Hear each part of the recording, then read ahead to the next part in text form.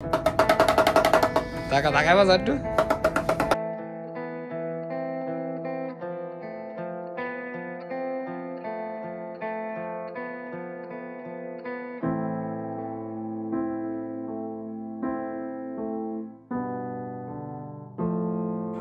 Hello viewers, welcome to my YouTube channel and Facebook page Zainud Hasib.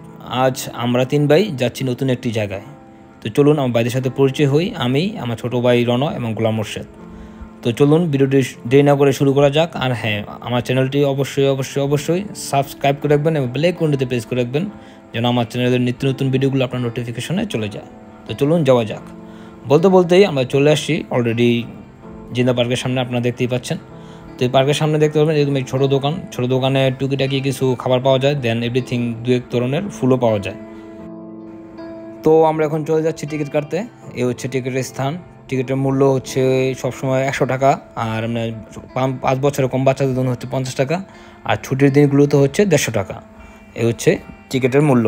তো চলুন আমরা ভিতরে প্রবেশ করি। পার্কের ভিতর প্রবেশ করলেই সর্বপ্রথম আপনাদের চোখে পড়বে বিশাল এই বড় মাঠটি। পার্কের ভিতরে একটি স্কুলও রয়েছে। এটি মূলত স্কুলেরই মাঠ। একটু হেঁটে সামনে আসলেই দেখতে পাবেন একটি অপরূপ সৌন্দর্যের মসজিদ। মসজিদটি সম্পূর্ণ কাঠের তৈরি।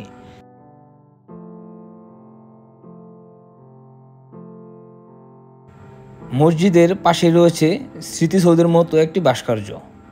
দেখতে অনেকটা পুরনো হলেও অনেক সুন্দর। আর এই রাস্তা ধরে আমাদের মূল পার্কের ভিতরে প্রবেশ করতে হবে। তো পার্কে প্রবেশ করার আগে হাতের বাঁ পাশে এরকম একটি স্টল আপনারা দেখতে পারবেন, যেখানে কাঠের তৈরি অনেক জিনিসপত্র আছে, যার এক একটার মূল্য এক এক রকমের। আপনারা আসলে যাচাই বাছাই করে তারপর কিনবেন। তো বন্ধুরা, চলুন আমরা আরও ভিতরে প্রবেশ করতে করতে এই পার্কের কিছুটা পুরনো তথ্য আমরা জেনে নিই। আর এটি অবস্থিত হচ্ছে নারায়ণগঞ্জ জেলার রূপগঞ্জ থানার দাউদপুর ইউনিয়নে অবস্থিত। জিন্দা মূলত ছিল একটি গ্রামের নাম। এই গ্রামের অগ্রপথিক পল্লী সমিতির তত্ত্বাবধানে এই পার্কটি গড়ে ওঠে। প্রায় 40 বছর আগে 1969 সালে রূপগঞ্জ পূর্বাচল উপশহরে জিন্দা ঐকতন পার্ক গড়ে তোলেন সমিতির সদস্যরা। এত স্বয়ংসম্পূর্ণ এবং ভীষণ আলাদা রকমের পার্কটি কোনো সরকারি উদ্যোগে তৈরি নয়, এবং কি কোনো বাণিজ্যিক উদ্দেশ্য তখন তৈরি করা হয়নি। পার্কটি তৈরি হয়েছে এলাকাবাসীর প্রাণবন্ত অংশগ্রহণের মাধ্যমে। গ্রামের নামেই পার্কের নামকরণ। এই গ্রামটিকে একটি আদর্শ গ্রাম বলা চলে। জিন্দা পার্কটি গড়ে উঠেছে 100 একর জমির উপর। আর কিছুক্ষণ আগে আপনাদেরকে দেখিয়েছি পার্কের স্কুল, মসজিদ ইত্যাদি। এই পার্কে আরও রয়েছে 250 প্রজাতির 10,000-এরও বেশি গাছ। আর এই পার্কটি সর্বক্ষণই পাখির কিচিরমিচির শব্দে মুখরিত থাকে। এই যে দেখতে পাচ্ছেন, এটি হচ্ছে পার্কের লাইব্রেরি। লাইব্রেরির পাশে রয়েছে একটি শাপলা বিল। যদিও এখন শাপলা নেই, আমাদের ভাগ্যটা খুব খারাপ, আমরা আপনাদেরকে শাপলা দেখাতে পারলাম না। তো চলুন আমরা সামনে আগাতে থাকি। ঘুরতে ঘুরতে আমরা চলে আসছি এই লেকের সামনে। লেকের মাঝখানে রয়েছে ছোট্ট একটি কৃত্রিম দ্বীপ। দ্বীপে যাওয়ার জন্য রাস্তা বানানো হয়েছে ভাসমান প্লাস্টিকের ড্রাম দিয়ে। যদিও একসাথে বেশি মানুষ ব্রিজে উঠলে ব্রিজ দোলে। দারুণ এই দ্বীপে পানিতে পা ডুবে গাছের উপর বসে থাকতে পারবেন। এই পার্কটিতে এমন ছোট বড় মোট 5টি লেক রয়েছে। আপনারা নৌকা দিয়েও ঘুরতে পারবেন। সবুজ গাছপালায় ঘেরা এই পার্কটিতে দেখবেন কেউ পরিবার নিয়ে ঘুরতে আসছে, কেউ বন্ধুবান্ধব নিয়ে ঘুরতে আসছে, আবার কেউ সবুজ গাছের উপর চাদর বিছিয়ে গল্প করছে। এক কথায় একদিনের ট্যুরের জন্য বা কোথাও একদিনে ঘুরতে গিয়ে আবার বাড়িতে ফিরে আসবেন সেই দিনের জন্য বা আড্ডা দেওয়ার জন্য সুন্দর একটি জায়গা হচ্ছে এই জিন্দা পার্কটি।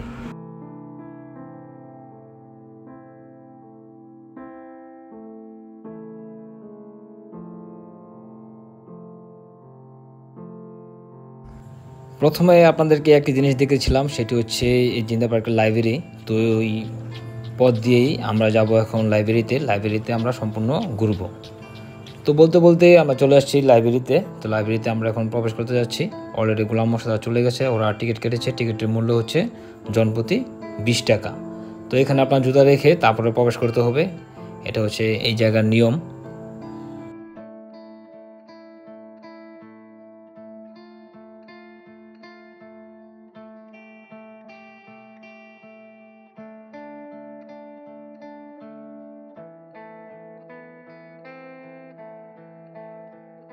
ফাইনালি আমরা চলে আসছি একেবারে উপরে। আমরা এখন ছাদে প্রবেশ করব। দেখতেই পাচ্ছেন, যদিও একেবারে এটা হচ্ছে রাউন্ড একটি ছাদ।